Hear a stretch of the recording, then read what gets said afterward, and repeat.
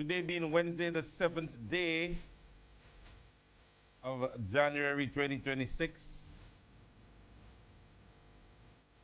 Just about 2 minutes gone past the hour.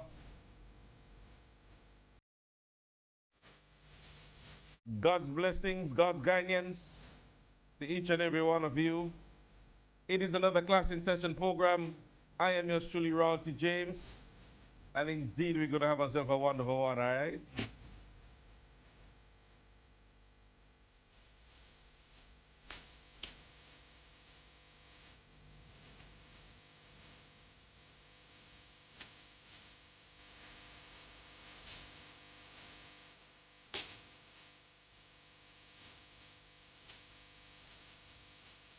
So tell somebody to tell somebody right now. The class in session program is on this afternoon. Our final day in the week of broadcasting. And so, we talk politically, socially, today regionally and internationally. Here we've gone that far right now in the classroom.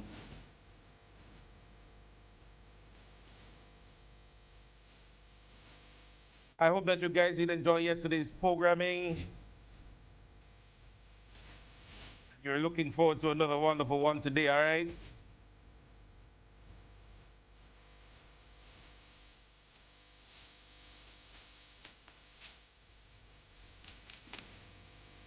Pleasant good morning, good evening to the constituency of St. John's. How are you lovely people doing out there in St. John's? Big up your whole self today, St. John's, all right?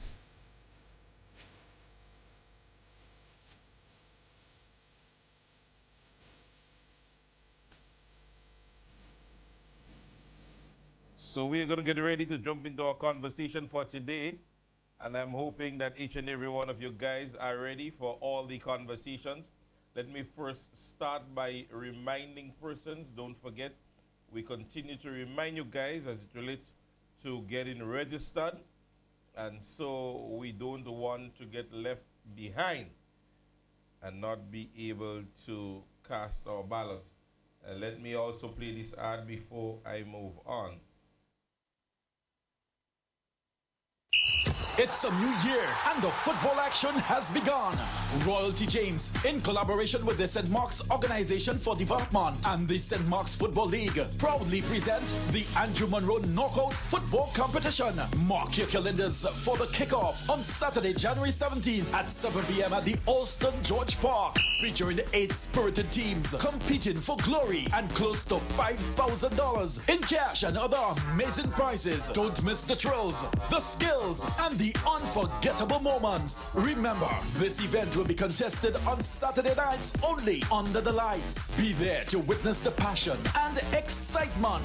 The Andrew Monroe Knockout Football Competition, where champions are made. All right, so we just want to remind you guys of this one. Myself, along with the St. Mark's Organization Development and the St. Mark's Football League, we are vying to put on a wonderful knockout competition come the start of next week. Yes, January 17th. So we're asking each and every one of you guys in St. Mark's and surrounding areas to come on out and support wonderful football action. All right? Now today we're going to jump straight into it. I don't think that we need not to swing and bend. But I want to start today with this one right here.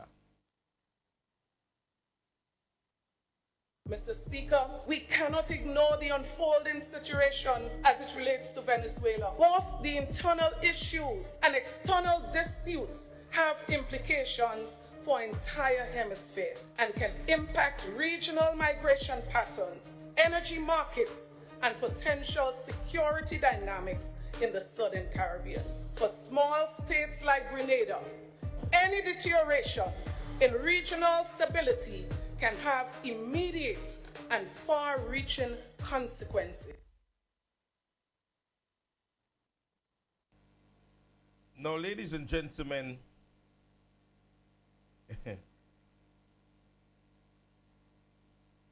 we often for those of us who grew up in the 80s, 90s, would hear our grandparents always using phrases that will hint us in saying or implying that it is important that when our neighbor's house is on fire, we wet our very own.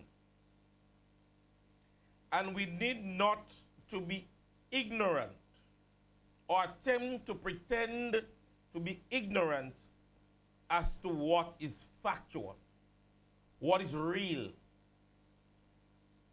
Now, the initial conversation of the US Reader installation was not on a need-to-know basis,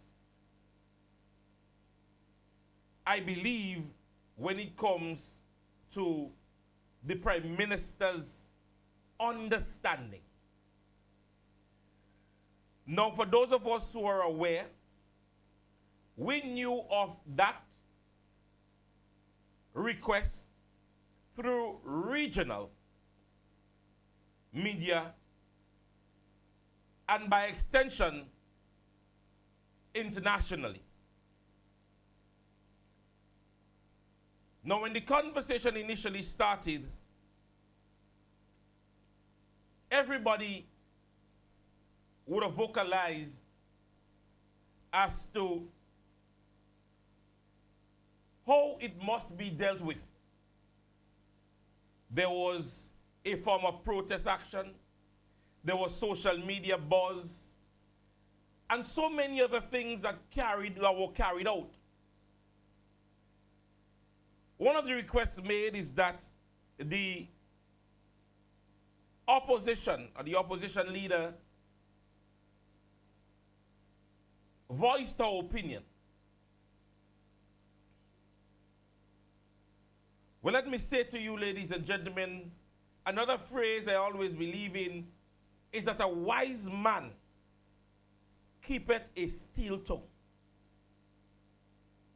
Speak when you are spoken to. Have some of the important terminology, I want to make reference to in this scenario.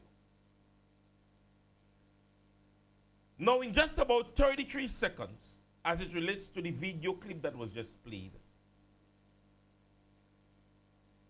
the political leader and opposition leader would have shared in 33 seconds a meaningful advice. And within that very short space of time, what was said was vivid enough for the layman mind.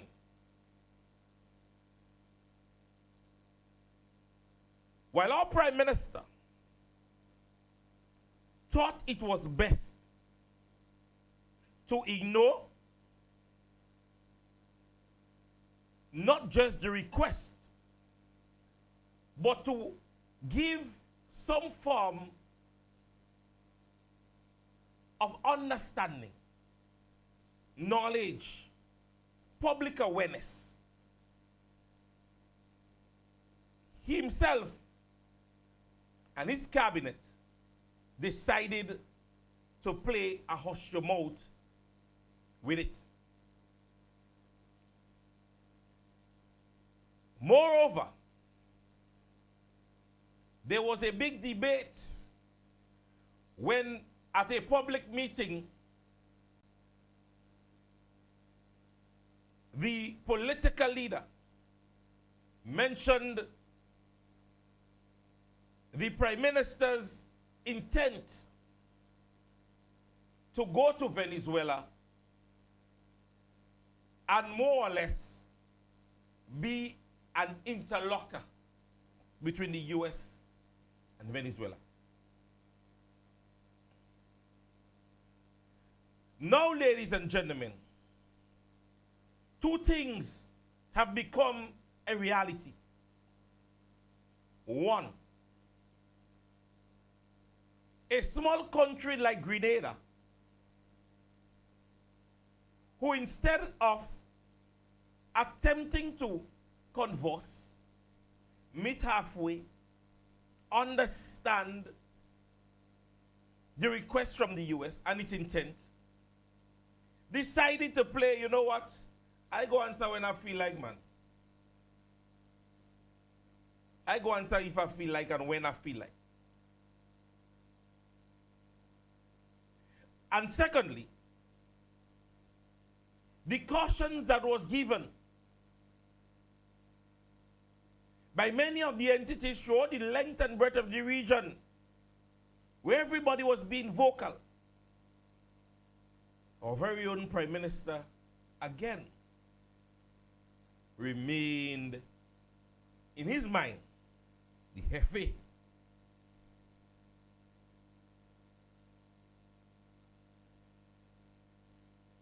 Now let me say to you guys, I can't rejoice over what had happened in Venezuela.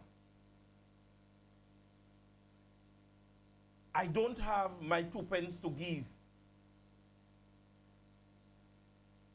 I am concerned about my very own country.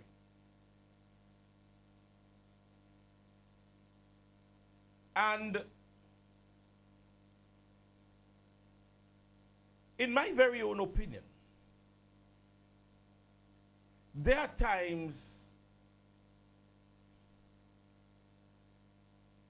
we need to place ourselves in a position where we understand all that is happening.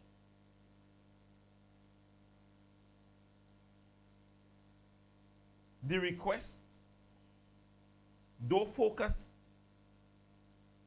on the installation of a radar, to me, was a simple testing of the United States to a small country like Grenada. That is how I see it. Fact of the matter is, if the US really wants to or had to, they don't need to ask Grenada anything.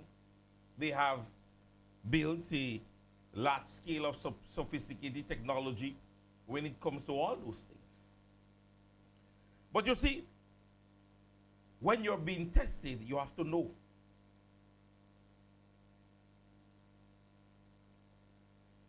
It's like Tam Fool's Day. Yeah? So, when a prime minister of a small country like Grenada ignores a country like the United States, and then members of parliament or cabinet giving support to what they believe is their own personal morals, I, ladies and gentlemen, could have foreseen this coming.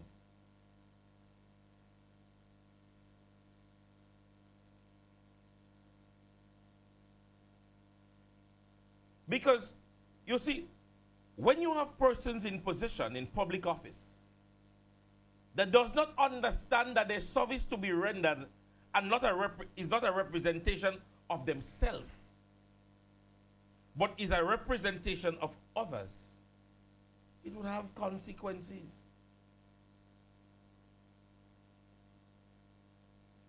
So the minister, who clearly stated that he's in support of Cuba, make your moral stance, moral understanding.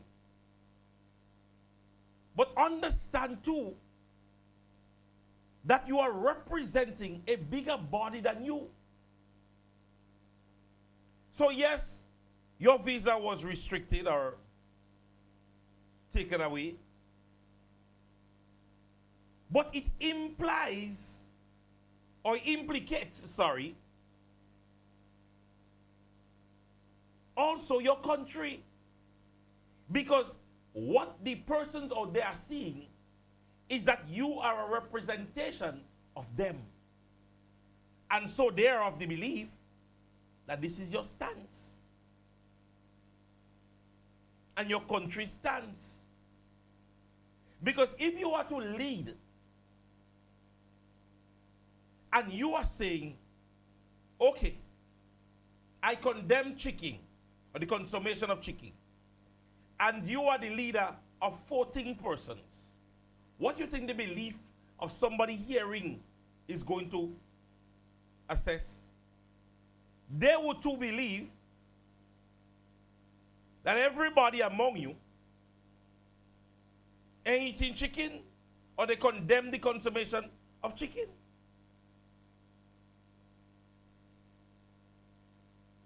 That is how it would be viewed. So, folks, this administration gave the sort of nonchalant, I don't care, it don't bother me behavior with what was happening in Venezuela. And we were not asking that they throw themselves out on a limb and say, this is what we're going to do. That wasn't the intention.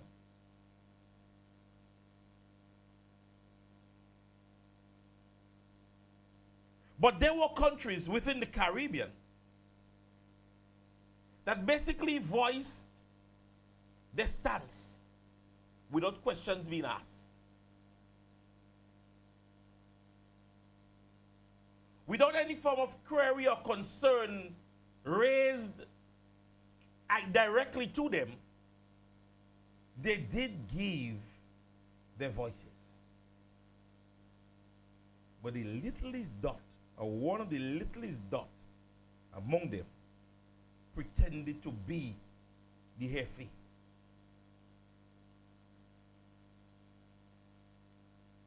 Don't joke with the arrogance of power.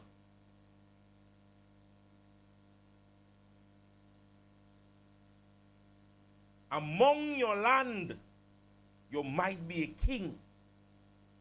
Among the masses, you might be a nobody.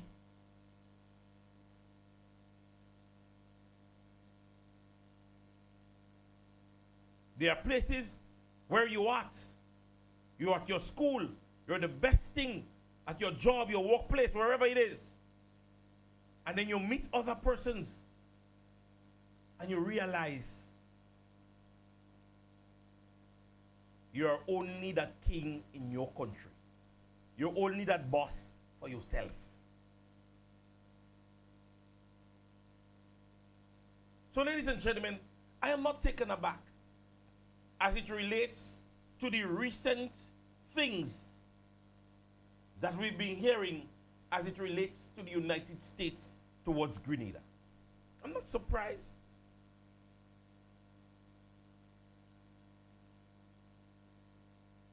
I am amazed that at the helm of a Minister of National Security, I am amazed that an individual whose profession sits around legal counseling, I am amazed that as a youthful leader, that one person could be so nonchalant, careless, when it comes to governing their very own country.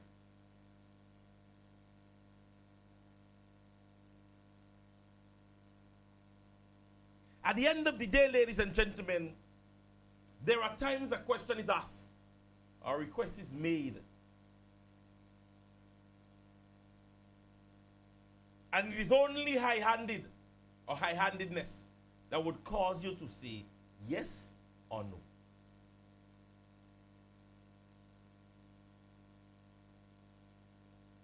Sometimes your response may require justification.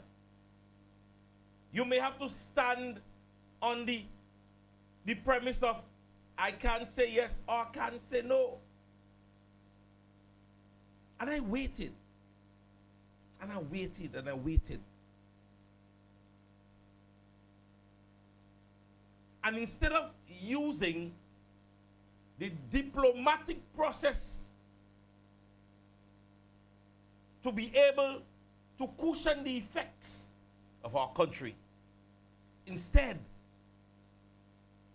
you played games with the information. Imagine our Minister of National Security telling the general public, because let me say to you, if someone of a military standard is visiting our country, the process of the request to visit must go through the Minister of National Security. That's common sense. I don't expect the person to say it at Her Majesty's prison. And even if they do, it must go further on, and it must be information that is disseminated to the Minister of National Security. However, in amazement, ladies and gentlemen, I heard this on Monday night.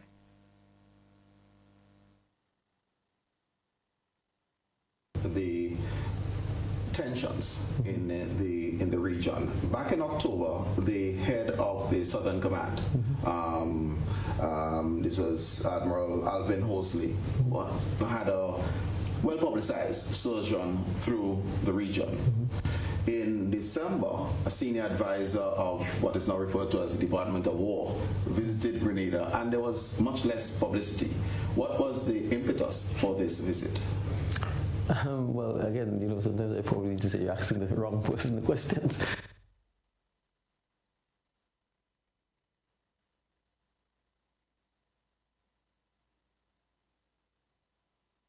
You're asking the wrong person the questions. I can't tell you sometimes I probably need to say you're asking the wrong person the questions. I can't tell you the reason, the impetus for the visit in the sense of from the U.S. perspective. Obviously, a request was made for us to, I should emphasize, both in the case of Admiral Hoseley, I think it is, and in the case of the more recent visit, I was not present at the time, and so I personally did not meet with any of the gentlemen. So I could only see, based on the brief I got from Grenadian officials who attended the meeting, Commissioner of Police, National Security Advisor.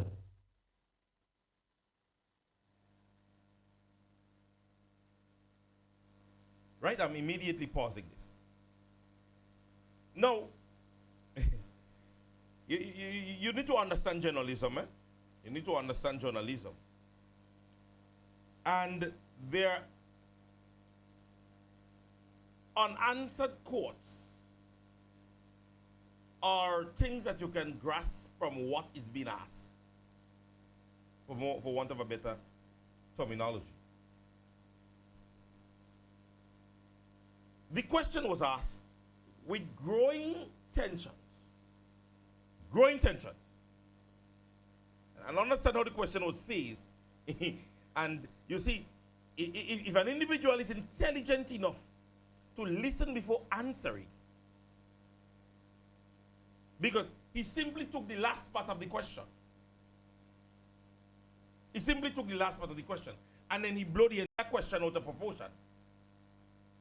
Because I am certain there, the question was not asked as to what is the U.S.'s perspective. Listen to the question again. The tensions in the region. Back in October, the head of the Southern Command, this was Admiral Alvin Hoseley, had a well-publicized sojourn through the region. In December, a senior advisor of what is now referred to as the Department of War visited Grenada, and there was much less publicity. What was the impetus for this visit?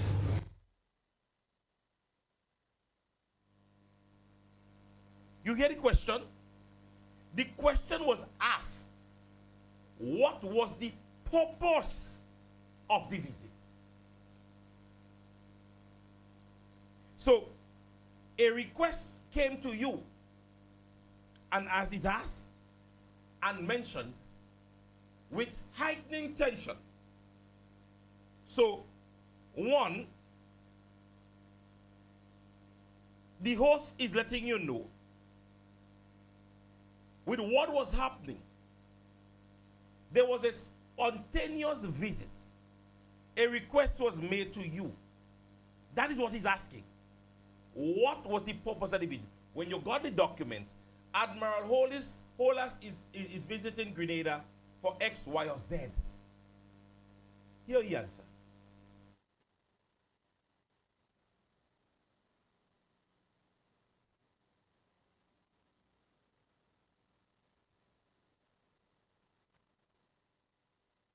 Posing the questions, I can't tell you the reason, the impetus for the visit in the sense of from the U.S. perspective. But you must have gotten why the impetus must have been declared. Admiral Hollis is visiting Grenada to come and buy Jackson Guave. The outcome as to what was said in the meeting, no, you can't give nothing as it relates to that. You was not there as per usual. But we're asking you, when the request came in, what was asked, what was said, what was mentioned, what was the things that was said in the letter of the request made? And I'll say it by right. Obviously, a request was made. You hear his words? Obviously, the request was made.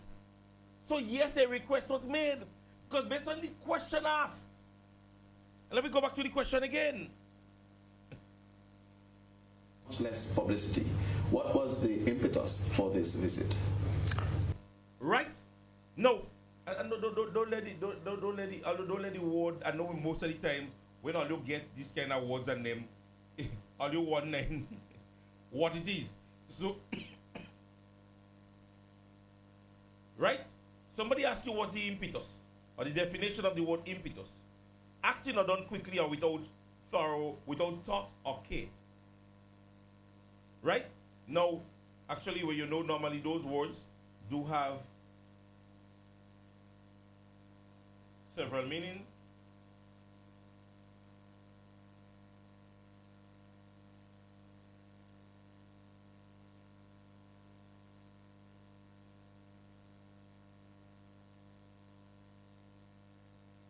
All right? So, the question asked is why? What was the request? Why you believe with all that is happening? What was the request about? Right? Well, again, sometimes I probably need to say you're asking the wrong person the questions. I can't tell you the reason, the impetus for the visit in the sense of from the U.S. perspective. Obviously, a request was made for us to, I should emphasize, both in the case of Admiral Hosley, I think it is, and in the case of the more recent visit, I was not present at the time, and so I personally did not meet with any of the gentlemen. So I could only see,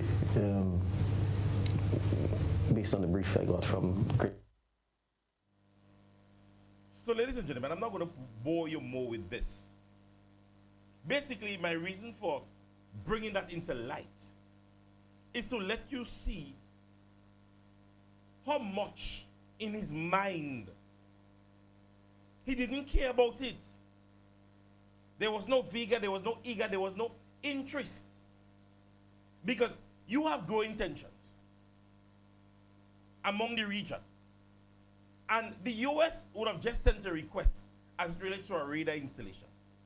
Not too long after, they're sending another request as it relates to somebody who's in charge of the military system. And to you, that did not in no way in your mind trigger off, I better cancel the meeting that I have to travel to go into and listen to what this gentleman has to say. You didn't want first-hand knowledge?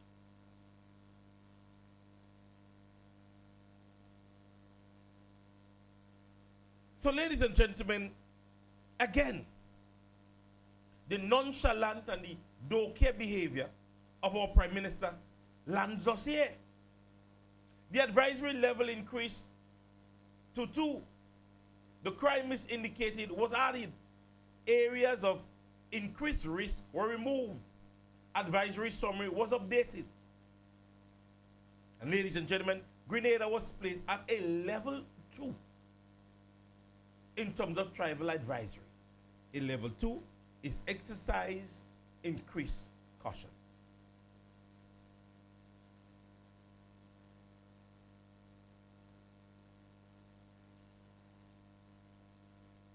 Grenada's Prime Minister, Dickon Mitchell, publicly commented on a high-profile 2024 case involving a murder of 2 American visitors, Ralph Hendry and Cathy Brandel, acknowledging police negligence.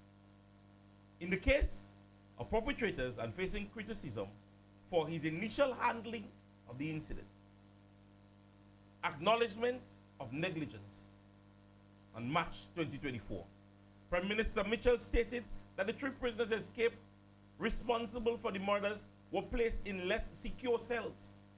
Despite being known as dangerous and flight risk, they attributed the incident to negligence by the Caribbean Police Force and indicated an investigation into the matter.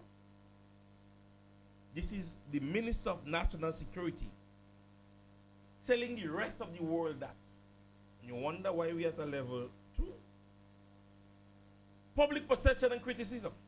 The Prime Minister who serves as the Minister of National Security faced significant public and social media criticism for his initial handling of the event. Critics claimed he displayed a lack of empathy and leadership by failing to issue a prompt public statement or reach out to the grieving families directly, instead leaving the state for a CARICOM meeting. Some social media users described his response as cold and heartless and noted the failure damaged the nation's reputation. Currently in Grenada maintains a relatively low crime rate that compared to the Caribbean nations. The U.S. Department of State currently advises travelers to exercise increased caution in Grenada due to the risk of crime, a generally advisory level applied to many destinations.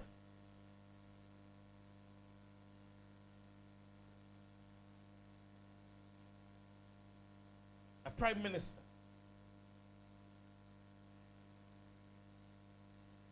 says to the rest of the world things like this, and you're wondering why we at a level 2?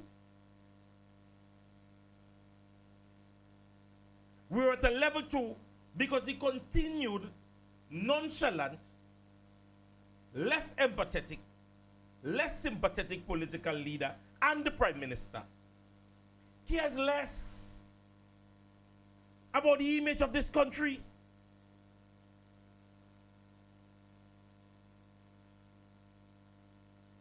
He likes to be seen standing in jacket and tie among conferences than to deal with our people and their concerns. That is the truth. Our Prime Minister lacks any form of empathy as long as it does not fall in his pot directly. As he once said in Parliament in a nutshell, if something happens, he's not the Prime Minister. Don't blame me. And so when you look at the review, one of the things that you see outlined here that have been advised in the advisory, university students, contact campus security in the event of an on-campus emergency. Security staffs may respond more quicker than the local police in the advisory. Could you imagine that? In the advisory, they're saying, don't call the police, call the security. And the Minister of National Security feels good. The advisory went on to say, do not physically resist any robbery attempt. Use caution when walking or driving at night. Keep a low profile. Stay away from your surroundings. Who does that now implement or implicates? The vendors on the beach. So many little commercial businesses on the beach. Now they're advising persons in the hotels, do not answer your door at your hotel or residence unless you know who it is. That is the advisory listing. Boaters, use caution if unfamiliar people or watercraft approach your boat, whether at an anchor at sea.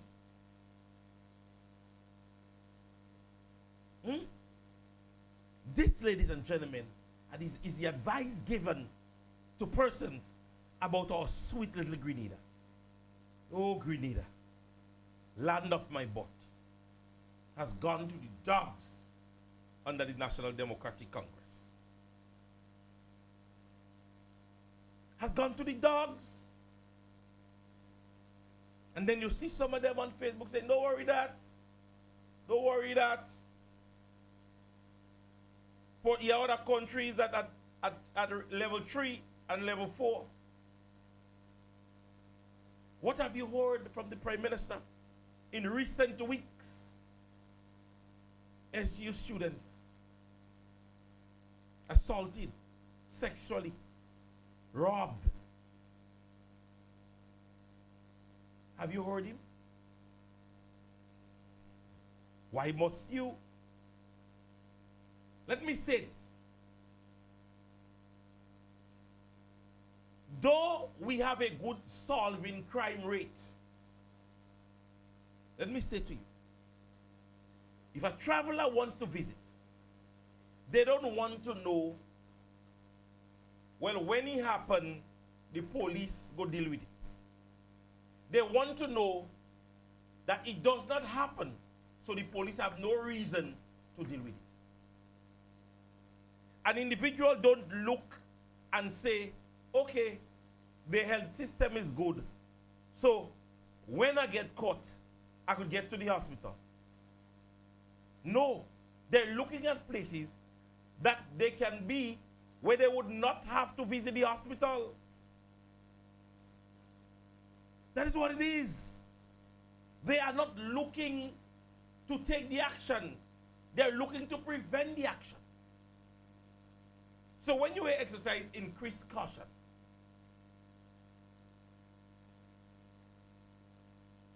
as old people say, when you know people in the night, in the day, don't take light and shine them in the night. So we know the countries that are at high risk, don't travel or reconsider traveling, because we know they're bad. We know they don't good at all. So we know they're telling people don't go there if all you want. So we know them. But when a man tell you, you go, you know, but maybe. Go ahead, you know, but perhaps. Yeah? Think about it yourself in your own human space. A man tell you, watch out. You're going down there, but down there, have that, you know. Have that down there. As opposed to a man telling you, go down there, but we don't show if he did. Because if you're looking for somebody and you say to them, go in that house there, he just walked in.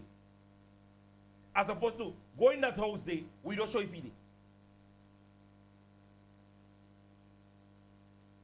You understand me? So, persons have to know, battle within visitation based on the advisory. Notwithstanding that even further, the Caribbean, just a few days ago, to visitors have become a probable, well, I wouldn't say war zone, but a very tentative area to travel. No, we are not too far geographically from the area. We are not. To the south of us is our neighboring islands. And then you go further and there is the islands. But the rippling effect of the nonchalant, the don't care behavior of our very own Prime Minister is what is one of the effectiveness or the effectiveness of what is happening now. Now you see, sometimes you don't have to work hard. You have to work smart. And sometimes we say, that man talking too much. But Dr. Mitchell would have put in it 2 pence. Dr. Mitchell would have went along with his foreign minister, maybe to the US, and have a conversation, a diplomatic understanding. So maybe by the time he was back, you might hear they say, for the next 6 months, Grenadians can get free visa. Or maybe you might hear, well, we oil price go down to 10 cents. Just saying. Diplomatic conversations. Because in those situations, ladies and gentlemen, leaders are looking on government officials, to be either of support to them or to share advice.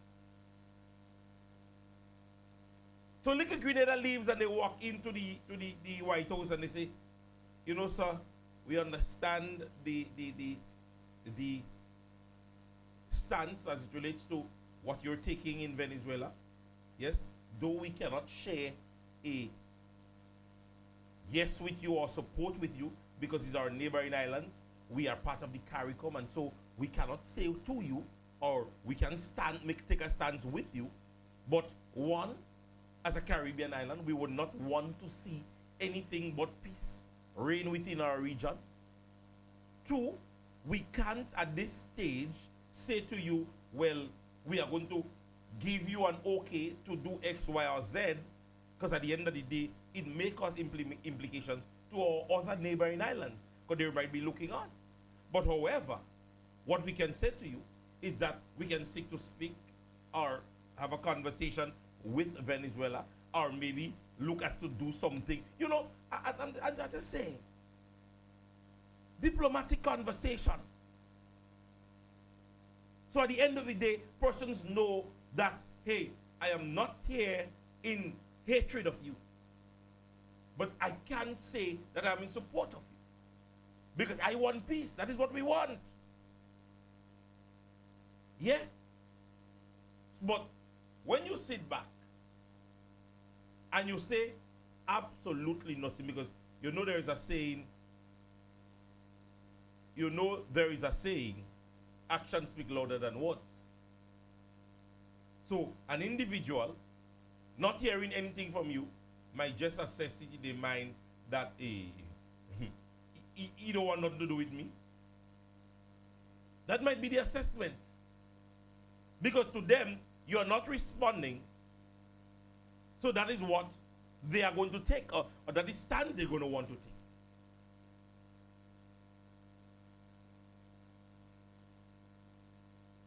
But as I said, ladies and gentlemen, the rippling effect. And then again, all these unanswered questions that we have, all these unanswered questions, 6 years ago, something like that was happening in the Caribbean. Every week, you would have had an update. Every week. But let's look into something interesting. Now, I briefly mentioned yesterday as it relates to what the Prime Minister said as it relates to the media houses. But I decided in my own investigation, or in terms of me wanting to know more, I asked the question, why would media workers fail to attend the press conference? What are the probable causes? Media workers may fail to attend press conferences for reasons related to newsworthiness and logistics of the event, as well as a relationship with the host or the broadcaster or the team, whoever it is. Now, when we speak of a lack of newsworthiness, it says no real news is being offered. If the event is for routine updates, a minor announcement, a simple, or simply to provide a background that can be found in a press release, reporters may not seek to go to get information remotely or skip that entirely. Now, news reporters or media houses have been attending press conferences to hear what? Who get fired? Who owe?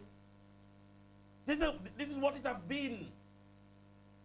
There have not been any press conference with meat, more or less. It's not even worthy for news because all the press release here, no reason to go. They say the news is not pertinent. Journalists focus on stories that is relevant to their specific audience, beat and geographic area. If the topic does not connect to a larger trend, industry issues, or local economic impact, they won't attend.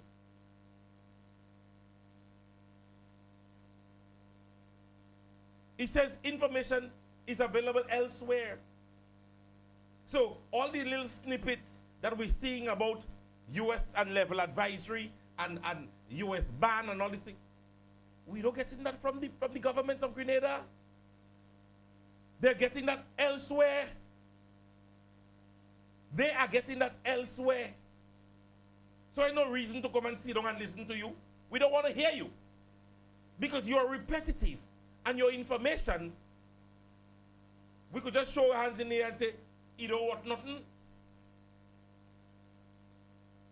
Because you don't have no juice to it. Because when you listen to what you're saying and nothing is just the same. So what do you expect? You expect us to come and sit down and hear the same nothing every time? We're tired of this. We are tired. You coming when journalists ask questions, if you fail to answer it thoroughly, you answer it. If not, you don't. The new press briefings is DM with the PM. He could answer every sector, every ministry. And hence the reason why you ever so often you find one say this and the other one say that, because they're not coordinating. All the information is not on the same scale. The Prime Minister said, well, next week we would see the betterment. The minister come in and say, in the next 4 months. One minister say, oh, very good in housing. The housing minister saying, housing real bad. One is saying health is on the boost. The other one is saying health hasn't gone anywhere. You hear one say, well, we're moving towards the fishing ban. The next thing you hear, we still ban.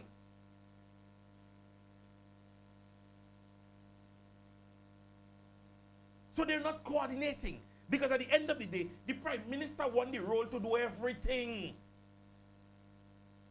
So if he does a press briefings on the, we had a press briefing on the fish issue? On the incident at the SGU? Pertinent issue. The Venezuela issue? Have you had a press briefing on the request made?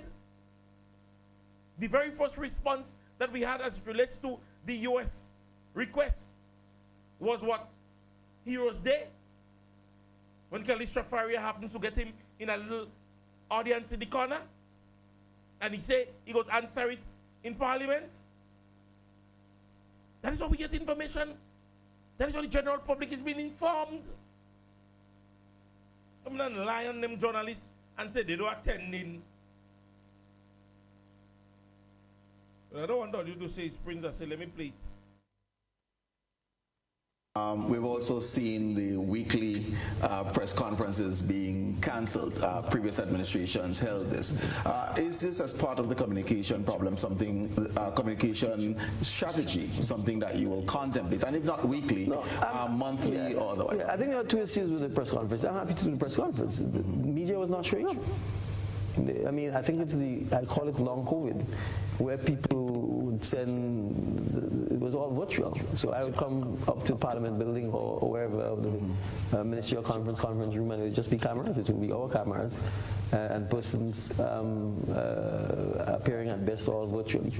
I've also had press conferences where after I provided the press conference, I was told we're providing too much information. We actually told her that they needed time to study information, to be able to ask questions on what was provided. So I didn't want to put myself in a position where I feel I was talking to myself, right? So I'm happy to do the post-cabinet sort of weekly, it doesn't have to be post-cabinet, but weekly press conference on myself but we also need the media to be present. I mean, I can't do their work for them. And so I'm happy if they're going to show up, if we invite them to the press conferences, that they will come. And part of that is from time to time we do radio station rounds, we partly to demonstrate obviously our willingness to be accessible and to answer the questions or to provide information that the media or the public may have. But as I said, there's always room for improvement, and So ladies and gentlemen, I just played it so you guys could have heard it yourself. So media houses, how do you go in the man press conference, huh? Based on what he's saying.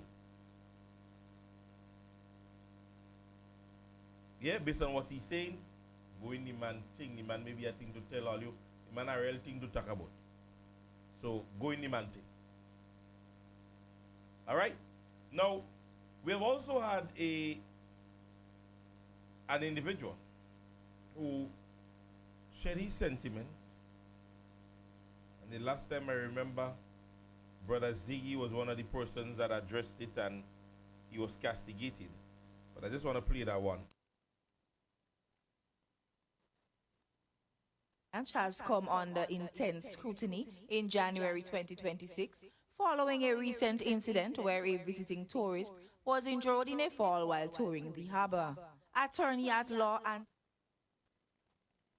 News on Monday, January 5th, 2026, expressed grave concern over the deteriorating state of the waterfront's sidewalks. Cloudon highlighted the incident as a symptom of broader infrastructural neglect that now threatens the island's vital tourism industry.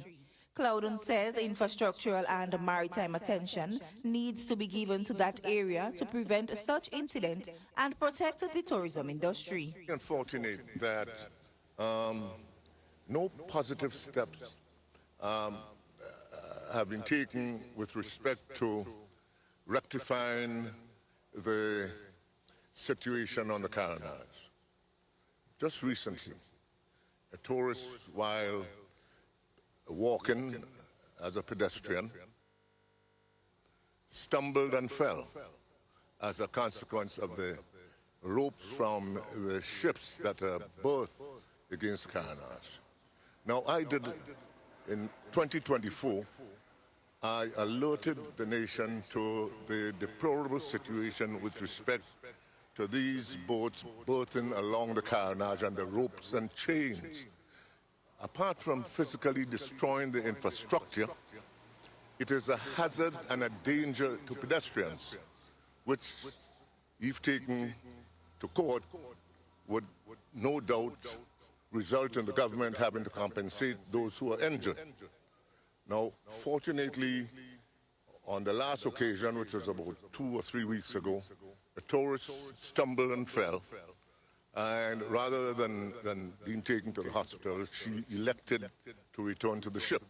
The Carnage, he says, is a historical landmark that draws the attention of most visitors during the cruise ship docking in Grenada. Now, we cannot approbate and reprobate. If we are in the tourist business, we must provide safe and secure facility for tourists when they visit our shores.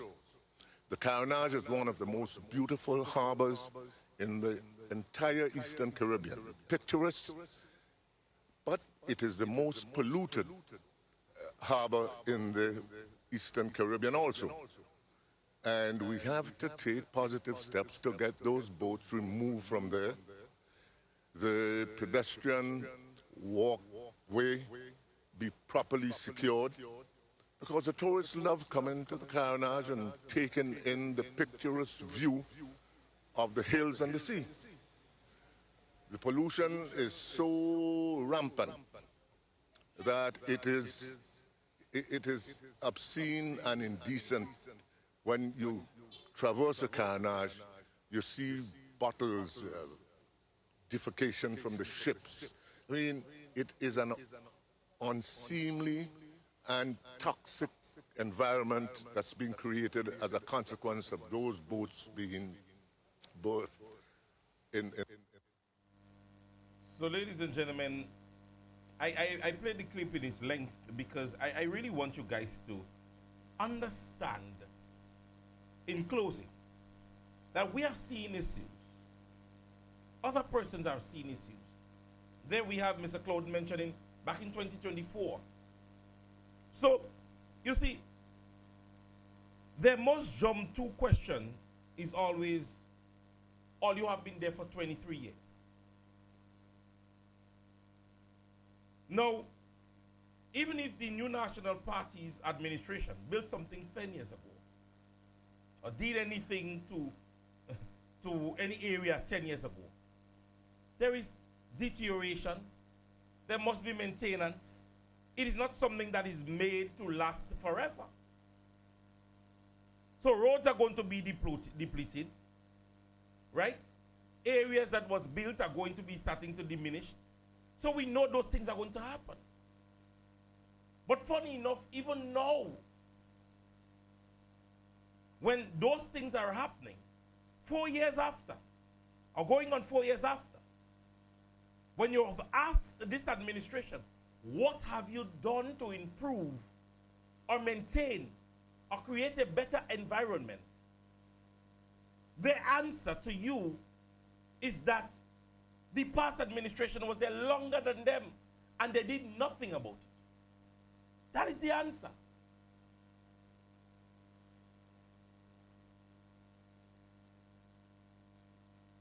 Because the Carenage has been there from since time immemorial. So many things have happened on the Carenage. Right? Throughout the years. However, on the 50th anniversary, they went and they put up lights. They did all this fancy thing. So it's not like they did not pay any attention to the Carenage. The Carenage was used simply to make a blot, to spectacle. 50th independence, let me put lights. You understand me? But now, when you speak as it relates to its deterioration, they tell you, well, NNP was there, they didn't fix it. And it's laughable. Because at the end of the day, my question is, do we expect those things to last forever?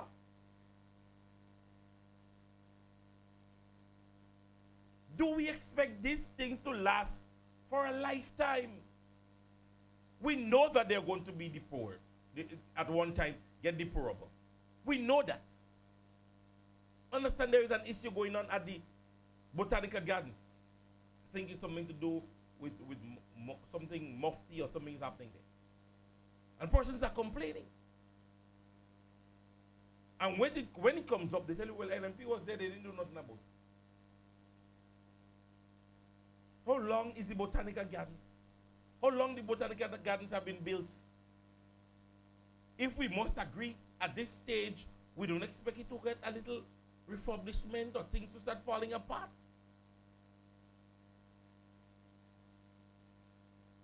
So this is this administration for you. Do less but blame everybody else. Say more but only say it when I could blame somebody. Ladies and gentlemen, if we continue to go this path with this administration, at the end of the day, what we are going to see from our very own people is the acceptance of wrong for good. The acceptance of wrong for good. This administration is destable. That is a fact. They're operating on copy and paste. And when they don't copy good, they blame the computer. But it's what you put into the computer gives you the result. And they blame everybody else but themselves.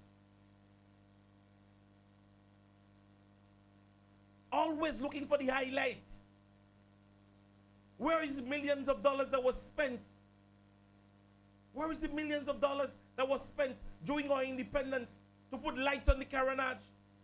And then you swing a little way around and then you have a whole burial site. Big hole.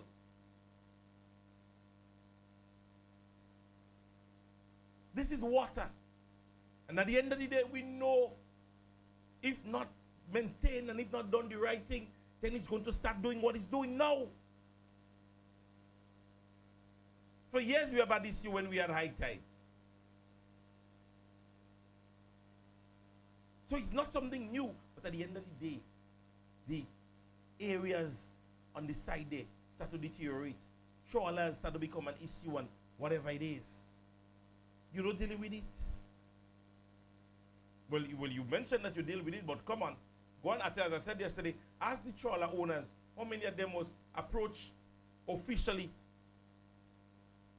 And I bet you by next week, you see a set of police on the carronage and they're telling trawlers to come out on the carronage. But are they making other available areas for them? Are we giving them areas where they could go and where they could be? I'm doubtful. Come out here, look and sell here. Go in the market. Is the market properly managed? No. That is the reality. That is the truth about this administration.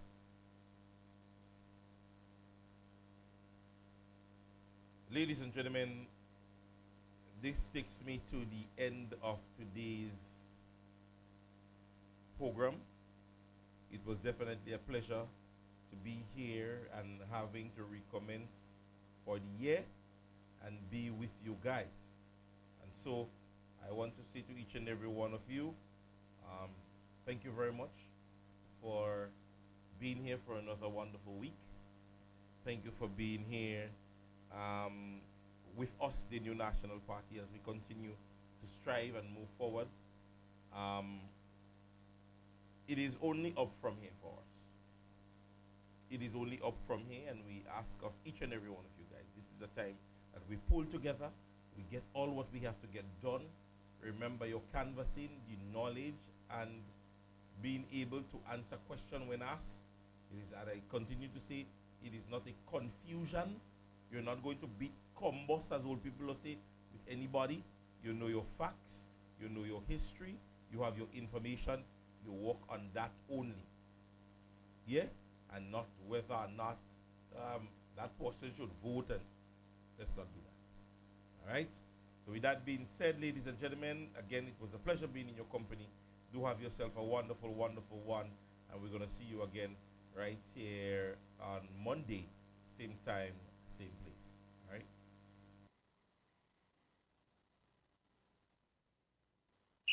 It's a new year and the football action has begun.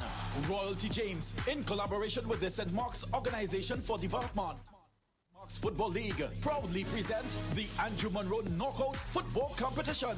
Mark your calendars for the kickoff on Saturday, January 17th at 7 p.m. at the Alston George Park, featuring 8 spirited teams competing for glory and close to $5,000 in cash and other amazing prizes. Don't miss the thrills, the skills, and the unforgettable moments. Remember, this event will be contested on Saturday nights only under the lights. Be there to witness the passion and excitement. The Andrew Monroe Knockout Football Competition, where champions are made.